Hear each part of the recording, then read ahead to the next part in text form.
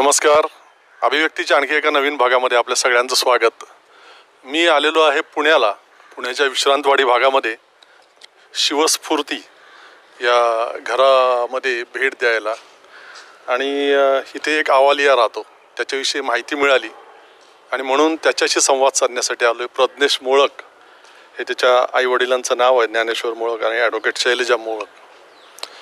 त्याच्या घरामध्ये गेलो आतमध्ये आणि जे काही पाहिलं त्याच्यामुळे लगेच बाहेर आलो. त्याच्याशी संवाद साधायचाच होता, परंतु त्यापूर्वी त्याला म्हटलं की मला तुझं घर दाखवायचं अभिव्यक्तीच्या सगळ्या दर्शकांना. का असं मला वाटलं ते आतमध्ये गेल्यावर तुमच्या लक्षात येईल. या. नमस्कार सर. हा प्रज्ञेश, याला भेटायला आलोय ठाण्यावरून पुण्याला आणि आलो त्याला भेटलो आणि घरात खालीच अजून वरती जायचं आहे त्याच्या घराच्या, परंतु खालीच जे काही पाहिलं त्याला म्हटलं की ते आपला संवाद नंतर करू, मुलाखत तुझी मी नंतर घेतो, पहिले मला हे संपूर्ण जे काही घरामध्ये मी पाहिलं ते लोकांना दाखवायचं, सगळ्या दर्शकांना दाखवायचं. प्रज्ञेश, स्वागत अभिव्यक्तीमध्ये. आणि हे सुरुवातीलाच छत्रपती शिवाजी महाराजांचं मंदिरच, म्हणजे ही भव्य मेघडंबरी एखाद्या गडकिल्ल्यावर असावी तशी, आणि त्यात छत्रपती शिवाजी महाराजांचा अतिशय सुंदर असा पुतळा, अशी प्रतिमा.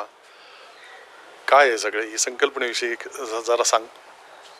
नमस्कार. मी अभिव्यक्तीच्या सर्व प्रेक्षकांचं सुद्धा शिवस्फूर्तीमध्ये व्हर्च्युअली स्वागत करतो. तुम्ही आत्ता शिवस्फूर्तीच्या अंगणात आहात आणि मी इथे दाखवू इच्छितो की शिवाजी महाराजांची एक 5 फुटाची मूर्ती साधारणतः इथे आहे आणि मेघडंबरी 15 फुटाची आहे. संकल्पना एवढीच होती की रायगडावर एकेकाळी म्हणजे 2-3 दशकांपूर्वी, त्याच्याही अगोदरपासून मेघडंबरी जिथे होती तिथे महाराजांचा पुतळा नव्हता आणि जिथे होळीच्या माळावर शिवाजी महाराजांचा पुतळा होता तिथे छत्री नव्हती. तर ते शासन दरबारी, केंद्र शासन दरबारी जेव्हा होईल तेव्हा होईल, परंतु आपल्या घरात आपल्या राजाचं एक ऊर्जा स्त्रोत असणाऱ्या राजाचं एक मंदिर किंवा त्याला आपण म्हणूयात की एक स्मारक असावं, म्हणून हे कॉम्बिनेशन 2006 साली माझ्या वडिलांनी आपल्या घरात इथे केलं आणि आज ते आहे.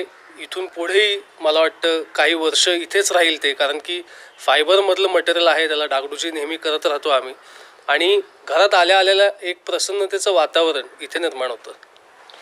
हे अद्भुत आहे, म्हणजे रोमांचित करणार आहे. आपण छत्रपती शिवाजी महाराजांना सगळेच आराध्य दैवत मानतो आणि आपल्या सगळ्यांच्याच घरामध्ये महाराजांची छोटी मोठी मूर्ती, प्रतिमा वगैरे असते, परंतु अशा प्रकारे मेघडंबरी आणि महाराजांची ही भव्य प्रतिमा, भव्य पुतळा हे पहिल्यांदाच कोणाच्या घरात मी पाहिलेलं आहे. आणि केवळ इतकंच नाही, ते अजून काही गोष्टी आहेत त्याही तुम्हाला दाखवायचं आहे. अद्भुत आहे सगळं.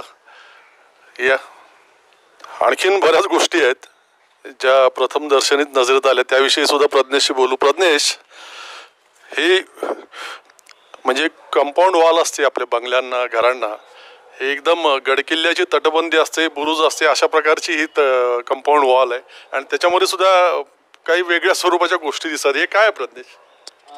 खरं तर ही दगडी वॉल म्हणजे अशासाठीच केली की जुन्या घरांना अशी वॉल होतीच सगळीकडे.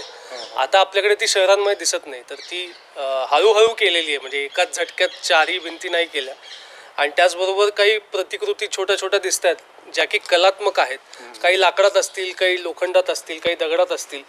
आणि जातं, उखळ, तुळशी वृंदावन, जे की बैलगाडीचं चाक, या सगळ्या गोष्टी का असाव्यात, तर ती आपली एक संस्कृती होती आणि ती आपल्या घरात आपल्याला मांडता आली तर ती मांडूयात म्हणून ते केलेलं आहे. म्हणजे महाराज आहेत, अजून जिजाबाई, मासाहेब जिजाबाईंचं प्रतिमा आहे, छत्रपती संभाजी महाराज आहेत, परंतु बुद्धाची मूर्ती आणि अप्रतिम सुंदर आहे. खरं तर ही मूर्ती सँडस्टोनमध्ये आहे आणि त्यांची ती मेडिटेशनची मुद्रा आपल्याला दिसते. तर ही जी काही परंपरा आहे महावीरांपासून बुद्ध, चार्वाक, हे सगळ्याच गोष्टी आपल्या घरात असाव्यात, कारण की ही आपली ऊर्जा केंद्र आहेत. आणि जसं मी कायम म्हणतो की काही नाही जमलं तरी बुद्धांच्या मध्यम मार्गावर आपल्याला चालता येईल का, त्याच्याने अनेक प्रश्न सुटतात आणि ते लोकशाहीचं पण एक प्रतीकच आहे, मध्यम मार्ग काढणं आणि पुढे जाणं. तर मला वाटतं ही मूर्ती अक्षरशः आत आल्या पहिल्यांदाच ती दिसते आणि एक प्रसन्नतेचं वातावरण तुम्हाला या शिवस्फूर्तीमध्ये वाटतं, असा एक विश्वास आहे. नक्कीच नक्कीच, प्रश्नच नाही त्याबाबत. इथे छत्रपती शिवाजी महाराज, गौतम बुद्ध हे झाल्यानंतर इथे राजमाता जिजाऊ माँसाहेबांची प्रतिमा, त्यांच्याबरोबर बाल शिवाजी आणि संत तुकाराम महाराज अशा वेगवेगळ्या प्रतिमा या फ्रेममध्ये कोरलेल्या दिसतात. ही काय संकल्पना आहे प्रज्ञेश? इतिहास वेगवेगळ्या पद्धतीने वेगवेगळ्या लोकांनी लिहिला आणि तो लिहित असताना काही चुका घडल्या, काही चुकीचा इतिहास पुढे आला आणि तो जेव्हा पुनर्लेखनातनं आपण नवा इतिहास मांडायची एक सुरुवात काही संशोधकांनी केली, त्यावेळेस असं लक्षात आलं की दादोजी कोंडदेव हे अजिबात शिवाजी महाराजांचे गुरु नव्हते, तसे काही संदर्भ सापडले नाही आणि पुराव्यानिशी ते सिद्ध झालं. तर मग शिवाजी महाराजांना घडवण्यामध्ये सगळ्यात मोठा हात कोणाचा? तर तो अर्थातच स्वराज्याची संकल्पना मांडणारे शहाजी महाराज जिजाऊ यांचाच. आणि म्हणून मग जिजाऊंनी काय काय धडे दिले तर तुम्ही या म्युरलमध्ये पाहू शकता की त्यांना अगदी लिहायला वाचवण्यापासून ते राज्यशासनाचे धडे असतील किंवा तलवार देणं असेल, तुकाराम महाराजांचा संदर्भ त्यांच्या आयुष्यात आला, तुकाराम महाराजांचं अस्तित्व त्यांच्या आयुष्यात आलं आणि हा जो काही वारकरी संप्रदाय, त्याचबरोबर मावळ्यांचा एक गट, असं करून स्वराज्य कसं निर्माण होईल याकडे शिवाजी महाराजांचं लक्ष होतं. पण ह्याची संपूर्ण स्वराज्याची एक संकल्पना म्हणून ती शहाजी महाराज आणि जिजाऊ होते. म्हणून हे जिजाऊंचं म्युरल आपल्या घरात असावं असं आम्हाला वाटलं. अद्भुत आणि रोमांचित करणारं हे सगळं. वारंवार तेच शब्द तोंडात येतात. शिवकाळ सगळा उभा केलेला आहे. छत्रपती शिवाजी महाराज, संभाजी महाराज, माँसाहेब या सगळ्यांवरच आपलं प्रेम आहे, अतिशय आदर असतो आपल्या मनात. परंतु इथे मोळक कुटुंबियांनी हे जे सगळं उभं केलेलं आहे अतिशय अद्भुत आहे. आणि छत्रपती संभाजी महाराजांची प्रतिमा इथे दिसते आहे आणि त्याच्यावरती मेघडंबरी आहे. काय प्रज्ञेश? परत इतिहासाचा रेफरन्स येतोच सर, कारण की संभाजी महाराजांची खूप बदनामीकारक लिखाण, नाटक, चित्रपट यांमधनं झालं आणि माझ्या वडिलांना, ज्ञानेश्वर मुळकरांना सतत असं वाटत राहायचं की 32 वर्षाचा हा राजा, खरं तर त्यांनी इतक्या लढाया केल्या, 9 वर्ष राज्यकारभार चालवला, अनेक भाषांमध्ये ते पारंगत होते, तर तो राजा असा कसा असू शकतो? आणि म्हणूनच आपल्याला ज्याच्याकडनं प्रेरणा मिळते आणि संभाजी महाराज खऱ्या अर्थाने नव्या पिढीपर्यंत कसे जातील म्हणून एक छोटंसं स्मारक स्वरूपात आज इथे संभाजी महाराजांची मूर्ती तुम्हाला दिसते. ती एक आमच्या पद्धतीने, आमच्या आर्किटेक्चर स्टाईलनीच ती केलेली आहे, पण त्यांच्यातला तो जो काही करारीपणा आहे तो त्यांच्या चेहऱ्यामध्ये दिसतो या मूर्तीमध्ये. तो तुम्हाला प्रेक्षकांना सगळ्यांना दिसतच असेल. असं शिवस्फूर्तीमध्ये गौतम बुद्ध, शिवाजी महाराज, संभाजी महाराज, जिजाऊ ह्याच सगळ्यांचं एक प्रतिकृती आहेत. आणि घरात तसं तर नास्तिकतेकडे आम्ही सगळे झुकलेलो असल्यामुळे असं देवघर किंवा काय अजिबात नाही, हेच आपले ऊर्जा केंद्र आहेत आणि शिवराय फुले शाहू आंबेडकर यांच्या विचारांवर चालणारं एक कुटुंब आहे असं मी म्हणेन. पुरोगामी महाराष्ट्र म्हटला जातो आपला, ते पुरोगामित्व बऱ्याच ठिकाणी हल्ली आकुंचित होत चाललंय. हे अतिशय वेदनादायी आहे. आपण बघतो अनेक घटना घडत चालल्यात अशा की महाराष्ट्राला पुरोगामी म्हणावं की नाही असा प्रश्न अनेकदा उभा राहतो. पण खरा पुरोगामी महाराष्ट्र हा आहे, असा आहे जे प्रज्ञेशच्या घरी आपण बघतोय, हा खरा पुरोगामी महाराष्ट्र आहे आणि याचं अनुकरण सगळीकडे व्हायला पाहिजे. आपले देव कोणते आहेत हे त्यांनी अतिशय कमी शब्दांमध्ये सांगितलं. हे आपले देव आहेत, हे सगळ्यांनी लक्षात घ्यायला पाहिजे. बरं, इथे केवळ इतकंच नाही, आणखीन एक तुम्हाला अद्भुत अशी गोष्ट दाखवायची मला, ती बघून तुम्ही प्रभावित व्हाल आणि मी अतिशय स्वतः प्रभावित झालो, ते तुम्हाला आता दाखवतो. चला. अतिशय प्रभावित ज्या गोष्टीमुळे झालो म्हणजे महाराज, छत्रपती शिवाजी महाराज, संभाजी महाराज, राजमाता जिजाऊ हे सगळं आपण पाहिलं आणि इकडे हा अद्भुत म्हणजे शिवकाळाचंच अतिशय सुंदर असं स्वरूप इथे उभं केलेलं आहे आणि ते पाहायला आपण आलेलो आहे. पण त्याची सुरुवात या बाहेरच्या त्याच्या हॉलच्या किंवा दिवाणखाना किंवा आतमध्ये आता प्रदेश त्याचे सांगेल जे काय याचे, पण इथपासूनच सुरुवात होते की जे जाणून घेणं अतिशय महत्त्वाचं वाटतं.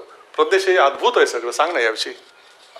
खरं तर सर, तुम्ही पाहत असाल की आपलं जे घर असतं त्याला एक चौकट असतं, दार असतं आणि त्याच्यावर आपण सतत आपण ज्या गोष्टींवर, ज्या देवांवर, ज्या व्यक्तींवर श्रद्धा ठेवतो त्याच्या पट्टी किंवा त्याची एक प्रतिमा लावतो आपण. आणि ती गणपती असेल, साईबाबा असेल, स्वामी समर्थ असेल, असे वेगवेगळे. आता अर्थात आमचं श्रद्धास्थान कोण, तर ते शिवाजी महाराज. आणि म्हणून आपल्या घरात शिवपट्टी असावी अशी एक संकल्पना मांडली.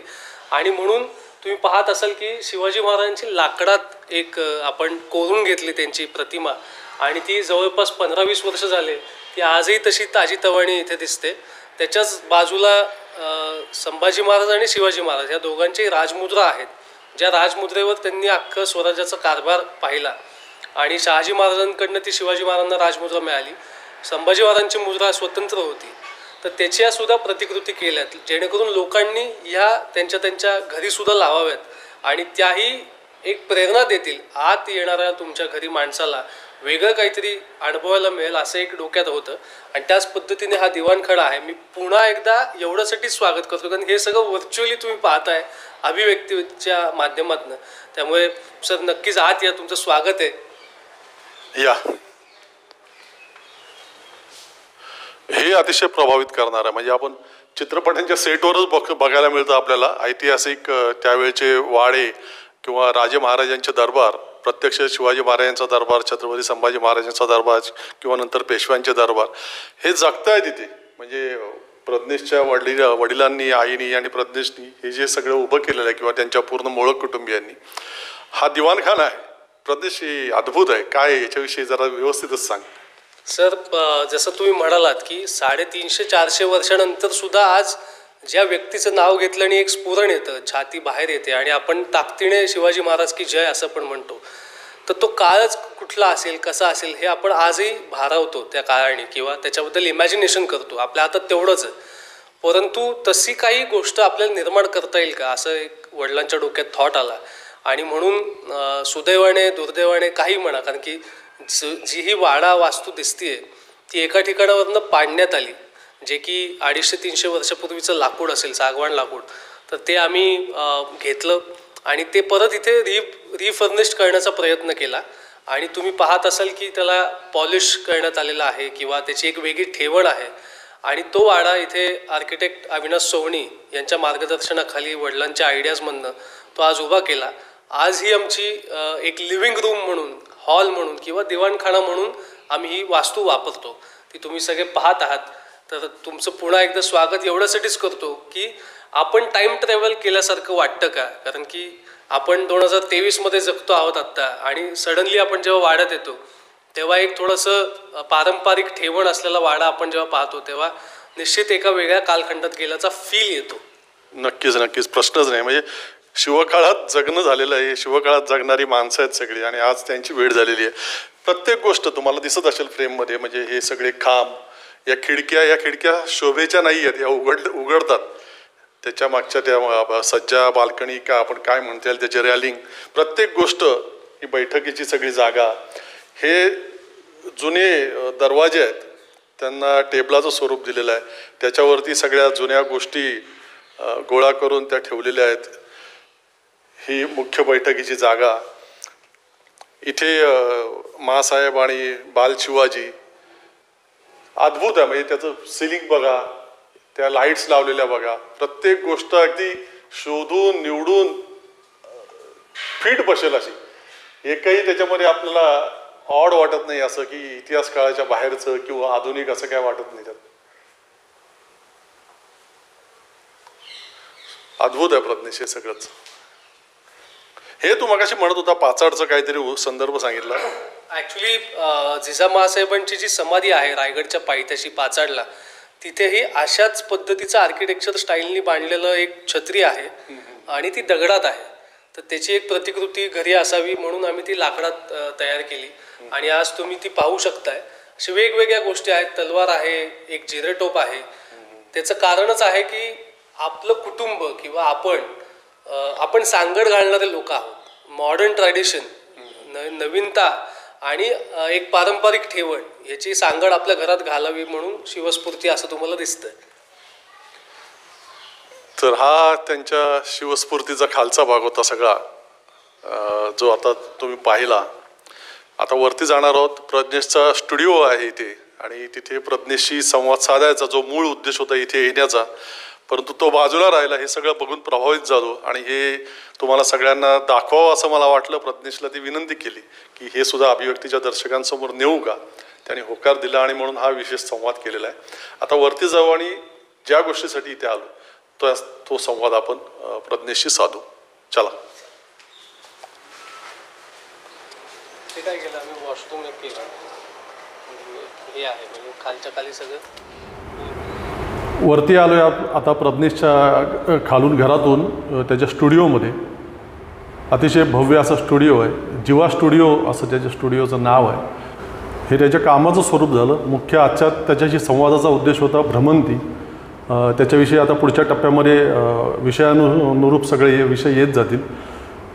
वेगवेगळ्या प्रकारची म्हणजे राज्य, देश आणि त्यानंतर जगातल्या अनेक देशांमध्ये त्याची भ्रमंती झालेली आहे आणि तीसुद्धा नेहमीच्या पठडीतून नाही तर वेगळ्या प्रकारे त्याविषयी आपल्याला जाणून घ्यायचं आहे. स्थानिक पातळीवरती म्हणजे जसं शाळेच्या सहलींपासून तर आज जगातल्या अनेक देशांमध्ये भ्रमंती केलेला तरुण आहेस तू आणि त्या दृष्टीनेच तुझी प्रसिद्धी झालेली. लोक कौतुकाने आणि उत्सुकतेने तुझ्याकडे तो प्रवास जाणून घेण्याच्या दृष्टीने पाहतात. अनेक ठिकाणी तुला बोलवलं जातं, तुझे अनुभव ऐकले जात आहेत. कसा हे सगळं मार्गक्रमण झालेलं आहे? खरी सुरुवात मी म्हणेल 2009ला मी 10वी झाल्या शालेय माझे जे जीवनातले मित्र होते त्या सगळ्यांना मी गोवा फिरायला घेऊन गेलो. आता मी घेऊन गेलो हे जेव्हा मी म्हणतो तेव्हा थोडंसं गाईडलाईन अभ्यास केला होता आणि सगळ्या मित्रांना कन्व्हिन्स केलं. त्यांच्या आईवडिलांना कन्व्हिन्स करणं खूप महत्त्वाचं होतं आणि ती पहिली ट्रिप ठरली की जी मी प्लॅन करून एक 5-6 मित्रांना घेऊन मी गोव्याला गेलो. आणि तिथून नंतर मी 6 वर्ष आळंदी ते पंढरपूर अशी वारी केली. त्या वारीतनं अनेक गोष्टी मला शिकता आल्या आणि मग तो जो कॉन्फिडन्स बिल्टअप होत गेला तर पहिला देश मी युनायटेड अरब एमिरेट्स म्हणजेच दुबई, अबुधाबी हे जे काही एमिरेट्स आहेत इथे फिरलो आणि तिथपासून जे काही देश फिरलो आज 25 ते 30हून अधिक देश आणि भारतातले जवळपास 20 राज्यांमध्ये मला जाता आलं. अजूनही जायचं आहे, फिरायचं आहे. मग ते बाईक असेल, सायकल असेल, असे विविध माध्यमातून फिरता येईल का, आपल्याला चॅलेंज स्वीकारता येईल का, अशा उद्देशाने आता हे सगळं करतो आहे. पण गेले 15 वर्षात खूप फिरलो आणि अजूनही फिरेल आणि जितक्या लोकांना सांगता येईल फिरण्याचं महत्त्व ते सांगण्याचा प्रयत्न करेल. काय सांगायचं तुला फिरण्याचं महत्त्व म्हणजे तुला काय अभिप्रेत आहे, काय तुला लोकांना पोचवायचं आहे लोकांपर्यंत? खरं तर मी खूप वेळा विचार करत असतो की जेवढे मोठे लोक आहेत विविध क्षेत्रातले, मग कोण राजकारणात असेल, कोण तंत्रज्ञान क्षेत्रात असेल किंवा खेळाडू असेल, क्रीडापटू आणि कला क्षेत्रातला माणूस असेल, व्यक्ती असेल, इथून मागच्या 500-1000 वर्षातली ती लोकं असतील तर ही कधी ना कधी प्रवास करत होती. आपण सगळेच कुठून ना कुठून भटकत आलेलो आहोत. आपण भटक्या जमातीचे लोक आहोत असं म्हणायला हरकत नाही आणि सतत आपण मायग्रेशन करत राहिलो एका ठिकाणाहून दुसऱ्या ठिकाणावर. कधीतरी सेटल म्हणून आपण घर करतोच, पण माणसाने सतत प्रवाही राहणं हे मला महत्त्वाचं वाटतं. आणि ते प्रवाही राहणं कधी जमतं? जेव्हा तुम्ही प्रवास कराल, वेगवेगळ्या देशाची संस्कृती समजून घ्याल, इतिहास समजून घ्याल, तिथली ठेवण काय, तिथले लोक जगतात कसे, त्यांच्या व्हॅल्यूज काय आहेत, हे जेव्हा तुम्ही अभ्यासाल तेव्हा तुम्हाला लक्षात येतं की जग हे फार मोठं आहे आणि आपण माणूस म्हणून या जगामध्ये काही काळासाठी भाडे तत्वावर आपण राहायला आलेलो आहोत. तर जेवढा काळ आपल्याला मिळाला आहे जन्मापासून मृत्यूपर्यंत तो आपण चांगला जगायचा, प्रवास करायचा, प्रवाही राहायचं आणि त्यातून प्रयत्न करत राहत प्रगल्भतेकडे जायचं असा एक मानस डोक्यात ठेवतो. आणि म्हणून हे सगळं शिकायला मिळतं आणि हे सगळं मला जसं जमतं तसं प्रत्येकाने करावं, कारण त्याच्या आयुष्यात हळूहळू बदल प्रवासातनं घडेल असा विश्वास वाटतो. मला सगळ्यात जो रोमहर्षक प्रसंग या तुझ्या सगळ्या प्रवासातला जो वेगवेगळ्या वेब चॅनल्सवरती, वेगवेगळ्या TV चॅनल्सवरती ऐकायला आणि पाहायला मिळाला ते म्हणजे छत्रपती शिवरायांचं ओरिजिनल पेंटिंग जे तुझ्यामुळे असंख्य लोकांना पाहायला मिळालं, जगभरातल्या सगळ्या शिवप्रेमी लोकांना. काय अनुभव होता तो? कसं ते तुला सापडला तो विषय, कसा तिथपर्यंत पोहोचलास आणि कसाच म्हणजे एकूण तुझ्या शब्दांमध्ये ते ऐकायला आवडेल सगळं? खरं तर शिवाजी महाराजांबद्दल प्रेम असणं हे स्वाभाविक आहे. आपण ज्या भूमीतनं येतो आणि आमचे काही मित्रांचे ग्रुप्स आहेत, गड किल्ले फिरतो आम्ही किंवा इतिहासाची एक आवड आहे, अभ्यास करतो. तर त्यावेळेस असं लक्षात आलं की 16 ते 20 शिवरायांची जी चित्रं आहेत ती तत्कालीन मांडली जातात की निदान ती 1670 1685पर्यंत केलेली असतील किंवा मग पुढच्या शतकात केलेली असतील काही रेफरन्स घेऊन. तर त्याचा एक अभ्यास होता आणि परदेशांमध्ये लंडनमध्ये शिवाजी महाराजांचं काही ना काही साहित्य आहे, जसं की वाघनखं आपल्याला तिथं पाहायला मिळतात, तलवार तिथे आहे. तसंच पॅरिसमध्ये सुद्धा मनुचीचा अल्बम आहे. तर असाच एक अल्बर्ट नावाचा एक अल्बम तो राईक्स म्युझियम ॲम्स्टरडॅम इथे आहे. तर त्याचा कॅटलॉग नंबर, त्याची वेबसाईट, त्याच्या गोष्टी या सगळ्या मला माहिती होत्या. आणि आपण जर ॲम्स्टरडॅमला चाललो आहोत, मी तिथे 7 दिवस नेदरलँड्समध्ये राहणार होतो, तर आपल्या शिवरायांचं चित्र आपल्याला प्रत्यक्ष पाहता यावं कारण की आपला राजा किती मोठा होता हे आपल्या लहानपणापासून आपण ऐकतोय, पाहतोय, वाचतोय, जगतोय आपण. तर त्यांना पत्रव्यवहार केला आणि पत्रव्यवहारमध्ये थोडंसं नमूद केलं की त्याच्यात एक वाक्य मी स्ट्रॉंगली लिहिलं होतं की I come from the land of Marathas आणि that is how I wish to see Shivaji Maharaj's painting. कारण की 10 लाख आर्टिफॅक्ट्स त्या राईक्स म्युझियममध्ये आहेत. त्यातले 8,000च फक्त डिस्प्लेला असतात आणि जे कागदावर काढलेले चित्र आहेत तर ते थोडे प्रिझर्व केले जातात, त्यांना डिस्प्लेला ठेवत नाही. त्याच्यामुळे त्या 8,000मध्ये शिवाजी महाराजांच्या पेंटिंगचा नंबर नव्हता. पण मग मी त्यांना रिक्वेस्ट केली, मला त्यांनी 2 दिवसांनी पुन्हा बोलवलं आणि ती दोन्ही चित्र ही 1675 ते 1685 या काळात काढलेली आहेत. त्याच्यावर पर्शियन लँग्वेज, डच लँग्वेज आणि पोर्तुगीज लँग्वेजमध्ये शिवाजी महाराजांचे उल्लेख आहेत.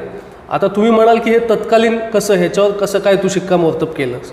तर एका चित्रावर स्पष्टपणे त्याचा उल्लेख डच भाषेत आहे, पण जो की मी आता मराठीत सांगतो तुम्हाला की दख्खनचा राजा शिवाजी ज्याचा पुत्र संभाजी त्यांनी अबुल हसनवर गोलकोंडा येथे चढाई केली. मग ज्यावेळेस हा उल्लेख येतो तेव्हा हे स्पष्ट होतं की शिवाजी महाराजांचा राज्याभिषेक झाला 1674ला आणि त्याच्यानंतर शिवाजी महाराज दक्षिण दिग्विजयाकडे गेले आणि जिथे त्यांचा संबंध हा अबुल हसनशी आला गोलकोंड्याच्या इथे आणि त्यावेळेस ते चित्र काढलेलं आहे. आता इथे स्पष्टच झाल्यामुळे त्याच्यावर काही इतिहास संशोधकांनी पण त्याच्यावर मांडणी केलेली आहे. ते जे पेंटिंग्स आहेत हे काही मी पहिल्यांदाच बघितले असं नाही, माझ्या अगोदर काही लोकांनी पाहिले असतील. त्याचे स्कॅन कॉपीज इंटरनेटवर अवेलेबल आहेत, पण त्याचे व्हिडिओज कोणी काढले नव्हते. त्याच्यावर जे सोन्याचं काम आहे, डेकपेंट आहेत, ते डेकपेंटसुद्धा कसे आहेत, काय आहेत, ह्याचा एक साधारणतः अभ्यास सगळ्यांना नव्हता. पण तो मी व्हिडिओच्या माध्यमातून शूट केला, तो काही चित्रवाहिन्यांवर इथे दाखवण्यात आला आणि शिवाजी महाराजांची जी महती जी की मोठीच आहे, फक्त तिचं पेंटिंग आपण जर पोचवता आलं आपल्या लोकांपर्यंत तर ते मी पोचवण्याचा प्रयत्न केला. आणि मला वाटतं की हे दोन्ही चित्र ही तत्कालीन आहेत, कदाचित ती महाराजांनी पाहिली असतील आणि आपल्यालासुद्धा जेव्हा ती मी प्रत्यक्षदर्शी 2 तास पाहत होतो तेव्हा एक टाईम ट्रॅव्हल केल्यासारखं मला वाटलं. आपणही त्याच युगात गेलो आहे आणि ते चित्राला आपण हात लावू शकतो असा एक आनंद मला घेता आला. अंगावर काटे येत होते, डोळ्यात पाणी आलं, कोणाला किती सांगू, काय सांगू. पण मला वाटतं इथून पुढे कोणीही लंडन असेल, ॲम्स्टरडॅम असेल किंवा लिस्बन असेल पोर्तुगलमध्ये जर तुम्ही जाणार असाल तर आपले अनेक आर्टिफॅक्ट्स, आपल्या अनेक वारसा हक्क जपणाऱ्या ज्या गोष्टी आहेत ते तुम्ही पाहाव्यात आणि तुम्हाला ते पाहता येतात. त्याला एक रितसर प्रोसिजर आहे, ती सगळ्यांनीच करावी असं मला वाटतं. ऐकताना आमच्या या अंगावरती रोमांच उभे राहतात. अतिशय भाग्यवान म्हणायला पाहिजे तू आणि किंवा ज्यांनी आत्तापर्यंत ते चित्र पाहिलं ओरिजिनल महाराजांच्या हयातीमधलं. हा एक अनुभव झाला, अशा सगळ्या अनेक अनुभवांची शिदोरी तुझ्या गाठीशी जमलेली असेल. काय नेमकं पर्यटन, भ्रमंती, भटकंती आपल्या आयुष्याला काय अर्थ देते, नवीन काय मिळतं आपल्याला? खरं तर प्रवाही असण्याबद्दल आपण बोललोच आणि प्रवास खूप काही शिकवतो. मग तुम्हाला नम्र व्हायला शिकवतो, तुम्हाला आदराने वागायला शिकवतो, तुम्हाला काटकसरीने जगायला शिकवतो. माणसाने प्रवास करताना सतत शिकत राहावं, विद्यार्थी म्हणून राहावं आणि जग इतकं मोठं आहे, तुम्ही त्याला ॲप्रिशिएट करायला पाहिजे. माझ्या बोलण्यात काही इंग्रजी शब्द येत आहेत, त्याचं कारण असं सर की आपल्याकडे कुठलीच गोष्ट ॲप्रिशिएट करायला शिकवली नाही. आपण सिनेमे पाहतो, पुस्तकं वाचतो, पण त्याला ॲप्रिशिएट करावं. एखादं झाड असतं, त्याचा टेक्स्चर नीट बघावं, त्याचा रंग बघावा नीट, त्याची ठेवण काय, ते एकमेकांमध्ये का गुंतत नाही, त्यांचं स्वतःची एक इकोसिस्टम आहे, प्राण्यांची इकोसिस्टम आहे. तर या सगळ्या गोष्टी आयुष्याला कलाटणी देणारच असतात, कारण की ही सृष्टीच त्याच्याने निर्माण झालेली आहे. आणि मी म्हटलो तसं मानवजात ही त्याच्यातली सगळ्यात नगण्य गोष्ट आहे या पूर्ण सृष्टीमधली. तर आपण पाहुणे आहोत, पाहुण्यासारखं जगावं, शिकत राहावं, कधी कधी विसरावं, पण प्रवाही राहावं. फार म्हणजे मोठा विषयसुद्धा करता येईल, मोठी मुलाखतही करता येईल, कारण त्यांनी जवळजवळ 25% जग फिरलं आहे आता असं म्हणायला हरकत नाही. आणि देशही आपला जवळजवळ 75% तो फिरला आहे, राज्य तर जवळजवळ सगळं फिरलं असेल. वेगवेगळे अनुभव आहेत, परंतु मला हेच जाणून घ्यायचं होतं, फार तात्विक विषयात मला जायचं नव्हतं. भ्रमंतीला आपल्या आयुष्यात काय महत्त्व आहे, त्याच्यामुळे आपल्या जीवनात काय बदल होऊ शकतो आणि ही भ्रमंती तो जे करतो इकॉनॉमिकली तरीही सगळा आनंद घेत, तर ती कशी करतो हा तुमच्यापर्यंत विषय पोचवायचा होता. त्याला भेटायला आलो आणि त्याचं घर पाहण्याचाही एक समृद्ध अनुभव त्या निमित्ताने मिळाला. व्यापक मोठा विषय आहे, परत कधीतरी त्यानिमित्ताने भेटता येईल आणि परत तुझ्याशी संवाद साधता येईल. आज बहुमोल माहिती मिळाली, घरही पाहायला मिळालं. वेळ दिलास तू, मी अतिशय तुझा आभारी आहे. धन्यवाद. आणि मी हे एवढंच सांगू इच्छितो की एका चांगल्या यूट्यूब चॅनलला, अभिव्यक्ती ज्याचं नाव आहे, रवींद्र पोखरकर हे तुमच्यासाठी वेगवेगळे विषय घेऊन येत असतात. वेगवेगळ्या विषयांवर वेगवेगळे तज्ज्ञ लोक येतात. त्यामुळे मला वाटतं बऱ्याच मुलाखतींमध्ये स्वतंत्रपणे बोलता येत नाही, पण तुम्ही इथे मला स्वातंत्र्य देऊन अभिव्यक्तीच्या नावाखाली व्यक्त होण्यास संधी दिली, म्हणून मी तुमचे आभार मानतो. आणि ज्यांनी या चॅनलला सबस्क्राईब केलं नसेल त्यांनी निश्चित या चॅनलला सबस्क्राईब करा, वेगवेगळे विषय ऐका आणि स्वतःला समृद्ध करत आयुष्य जगा. आपण सगळे जगूयात आणि ही सृष्टी जपूयात, माणूस म्हणून एक चांगलं जगूयात, अशी मी एक आशा अपेक्षा व्यक्त करतो आणि थांबतो. धन्यवाद. धन्यवाद.